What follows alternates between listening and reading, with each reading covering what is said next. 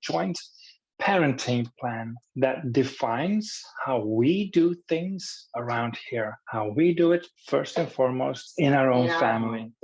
If we can then expand and also include other families and other homes of our children, that would be so beautiful. We've coined this the Successful Stepfamily System, which is a scientifically proven framework. When we first come into this blended family life, we go in with good faith. We're in love, we're infatuated. Oh, yes, he's got kids, but you know what? I'm good with children. Just more kids to love, More people to love, and we'll be sailing.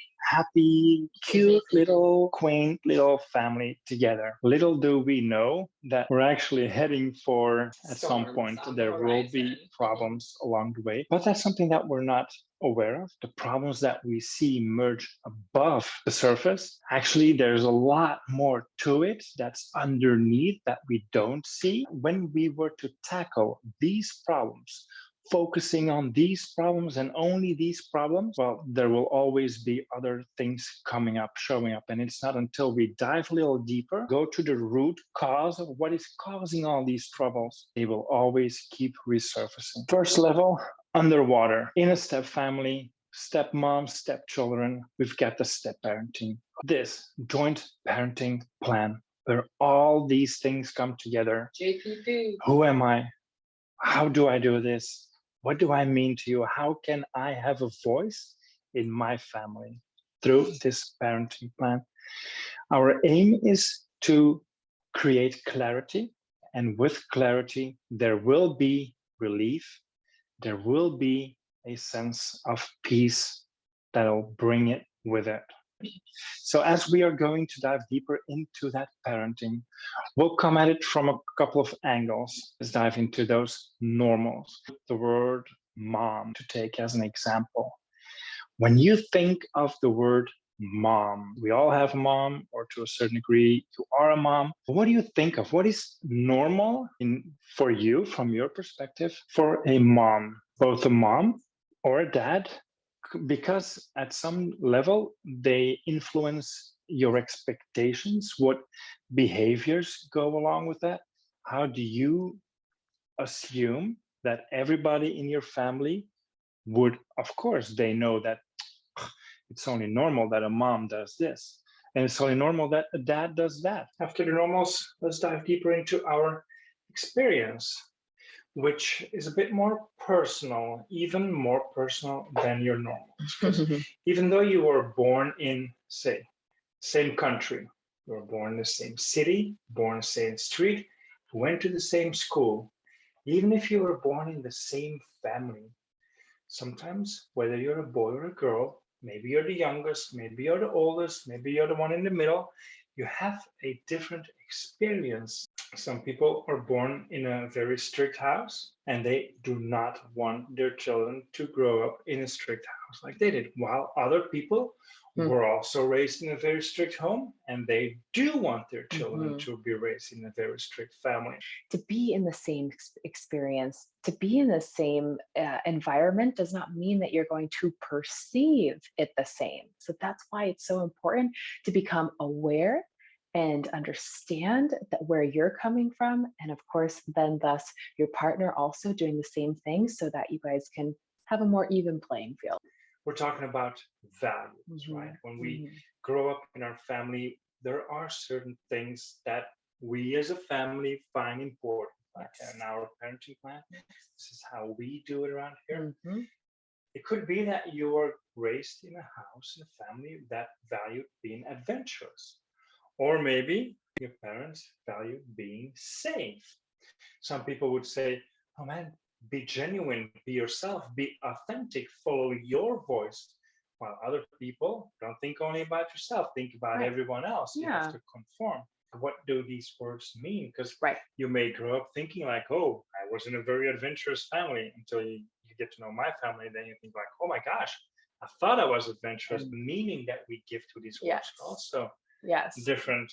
And it's so easy to see what is different in your home and in your ex's home. Like the things that are different, they stand out to us. That's why I want to focus. I want to ask you to focus on where can you find overlap.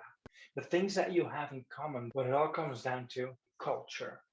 When we think of culture, it's easy to think of different countries and different backgrounds and our roots, and maybe even social status comes into play there. What languages did you speak at home? But also everything that we have just been mentioning, your experience, your values, your normals. Every family has their own little culture. That basically what you're doing is you are co-creating your own little culture in your own family. Science showed is that successful families have a distinct own identity. What do kids need? The five to thrive. Kids need security. They need stability. They need consistency. They need positive role models and structure. And what about love?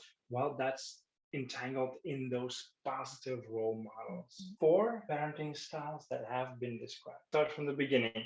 If there's not a lot of love and not a lot of limits and boundaries, it's been coined uninvolved parenting. If we take it to the other side, when there's not a lot of love and warmth, but there are a lot of rules and a lot of boundaries, we call it authoritarian. Where there's not a lot of limits, but a lot of love, it's called permissive.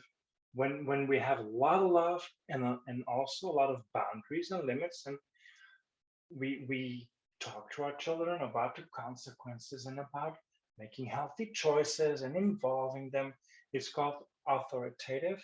To inquire more about this, type it in Google and test it, and there's plenty of tests out there. Yeah. How do they compare to your partners? Yeah, because this is also where these your normals, your experience, your values, all these things, your culture, in these parenting styles. And you may think, oh, this is normal, this is the way to do it, but maybe your spouse thinks differently. Yeah. What we are talking about, your parentments, our parentments. Basically, it just means that you take a piece of paper, you go through these questions. It's important that you guys write these things down, go through these assignments above, but this is the meat and potatoes. There we go. This is where it all comes together. How can you make your children see that these rules are in their best interest? And may I just add, from a step-parent's perspective, ladies, this is going to set you up to have that parental authority that you want in your house, because it's going to be something that you guys all do together. This is a great way to show your stepkids that you and their dad are a unit, that you guys are that two in one, because you guys are coming at this together. You're coming at it united, and you're also coming together with them. So that this is a gentler way of being able to have that authority, to have that disciplinary leadership role in your home, because then you can, instead of telling them what to do, you can simply remind them, since this is something that you're all coming together on. It's something that you're going to have hanging in your house, ideally, so that you can be that female leader and authority in your own home. Underneath the parenting is the marriage, the relationship. But if we don't get these deeper foundational layers, if we don't do those well, problems will always tend to rise. Yes. It's always traceable, trackable to that core. Like, what's at the bottom of